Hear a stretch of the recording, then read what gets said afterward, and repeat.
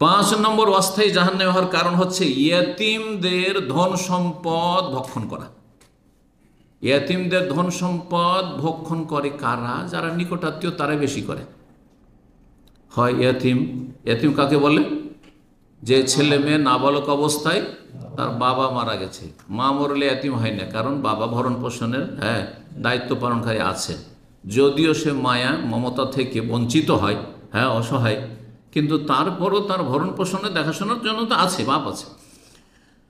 তো বাবা মারা গেছে নাবালক অবস্থায়, এখন তাদের দেখাশোনার দায়িত্ব নিয়েছে কে? দাদা, না হয় চাচা, ঠিক না, অথবা নানা, না হয় মামা। এরাই কিন্তু বেশি এতিমদের ধন সম্পদ অন্যায়ভাবে ভক্ষণ করে।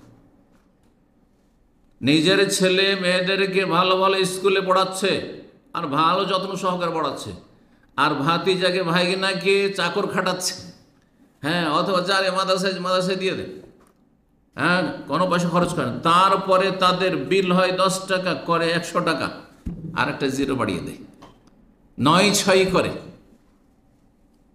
এইভাবে বিভিন্নভাবে মানুষ এতিমের ধন ভক্ষণ করে। আর যারা সরাসরি একেবারে বেইমানি করে নিল, দখলই করে নিল, সেটা তো বলতেই হবে না কত বড় অপরাধ। ছিনিমিনি খেলা এতিমদের ধন সম্পদ নিয়ে রব্বুল আলামিন সূরা নিসার আয়াত নম্বর 10-এ বলছেন, ইন্নাল্লাযীনা ইয়াকুলুনা আমওয়ালাল ইয়াতামা যুলমা, যারা ইয়েতিমদের ধন সম্পদকে অন্যায়ভাবে ভক্ষণ করে, ইন্নামা ইয়াকুলুনা ফি বুতুনিহিম নারা, তারা ইয়েতিমের ধন সম্পদ খেলো না, তারা জাহান্নামের আগুন পেটে ভক্ষণ করলো, পেটে জাহান্নামের আগুন ঢুকালো, অর্থাৎ জাহান্নামে যেতে হবে।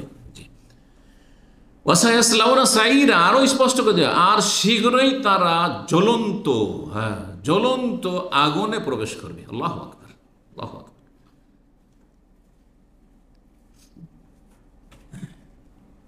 এতিমদের উপরে জুলুম করলে যেমন বড় অপরাধ, তেমন এতিমদের সাথে সদাচরণ যদি করেন, এতিমদের প্রতিপালন করেন, এতিমদের আদর স্নেহ করেন, মায়া মমতা করেন, তার জন্য আনা ওয়া কাফিরুল ইয়াতিমে কাহাত, নবী সাল্লাল্লাহু আলাইহি ওয়াসাল্লামের প্রতিবেশী হতে চাইলে একজন কমপক্ষে ইয়েতিমের আপনি কেফালত করেন, দেখাশোনা করেন।